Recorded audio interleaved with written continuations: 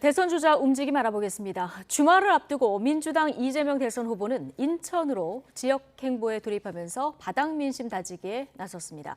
지지율 침체 공식 일정을 중단하고 숙고에 들어갔던 정의당 심상정 후보는 조금 전부터 당 지도부와 회동을 갖고 있습니다. 국회 취재기자 연결하겠습니다. 김태민 기자. 네, 국회입니다. 네, 이재명 후보가 다시 지역 행보를 시작했군요. 네, 이재명 후보는 방역 상황 악화로 잠정 중단했던 지역 행보를 오늘부터 재개했습니다. 매주 타는 민생버스, 이른바 메타버스의 시즌2가 시작된 건데요. 오늘 하루 동안은 인천 지역을 훑습니다. 이 후보는 먼저 인천 자유경제구역을 찾아 입주기업, 경영인, 연구원들을 만나 현장의 어려움을 들으며 경제 행보로 첫 발을 뗐습니다. 이후에는 민간 비영리 단체에서 장애인 제빵사와 빵 만들기 체험을 하며 사회 약자 보호를 강조하고 길거리 시민들과의 만남도 오후에 가질 예정입니다. 이 후보는 또 이동 중에 SNS 라이브 방송을 통해 시민과의 온라인 소통도 이어갔는데요. 특히 오늘 정부가 발표한 14조 원 규모의 추경 편성을 두고 찔끔찔끔 소액으로 지원에 효과가 있을지 모르겠다며 또 한 번 비판적 입장을 나타냈습니다. 그러면서 기재부를 겨냥해 따뜻한 안방에 있으니 현장에서 어려움을 겪는 국민의 마음을 이해하기 어렵다고 꼬집기도 했습니다.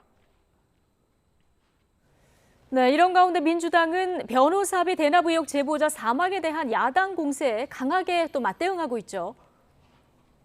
네, 그렇습니다. 민주당은 이재명 후보의 변호사비 대납 의혹을 제기한 이모 씨의 사망 원인이 심장마비로 추정된다는 국과수 조사 결과가 나오자 곧바로 역공세에 나섰습니다. 민주당 선대위 측은 이 씨의 사망을 두고 야 3당이 간접살인 운운하며 대대적인 흑색선전을 벌였다고 사과를 요구했는데요. 이를 인정하지 않는다면 명예훼손과 선거법 위반 등으로 고발하는 등 법적 대응도 불사하겠다며 강경 대응 방침을 밝혔습니다. 윤호중 원내대표도 아침 지도부 회의에서 선거를 위해서라면 망자의 죽음까지 끌어들이는 야당의 패륜적 행태에 분노하지 않을 수 없다며 수위 높은 발언을 쏟아냈습니다. 대선이 다가올수록 여야 후보의 지지율 경쟁이 치열하게 전개되면서 조그만 흠집이라도 큰 타격이 되지 않을까 대응 수위를 강화하는 모습인데요. 앞으로도 여러 논란을 둘러싼 여야의 네거티브 공방은 가열될 것으로 보입니다. 네, 정의당 심상정 후보 거취도 주목이 되는데 조금 전부터 지도부와의 회동이 지금 진행되고 있군요.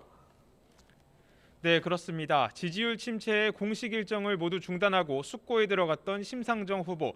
조금 전부터 당대표와 자택에서 추후 선거운동 방향 등에 대한 의견을 나누고 있습니다. 앞서 심 후보의 칩거 속에 선대위 전원 사퇴를 결정했던 정의당은 오전까지만 해도 내부 수습이 되지 않은 모습이었습니다. 심 후보의 숙고가 길어지면서 선대위 재편 논의에도 진전이 없었던 건데요. 일단 기존 당 조직을 중심으로 선거 준비를 하면서 민주당과 국민의힘의 양자 TV 토론 결정을 비판하는 기자회견을 열기도 했습니다. 그 사이 정의당 여영국 대표는 취재진과 만나 심 후보가 백지에 그림을 그리는 심경으로 숙고를 거듭하고 있다며 너무 큰 걱정하지 말라는 안부 말이 있었다고 전했는데요.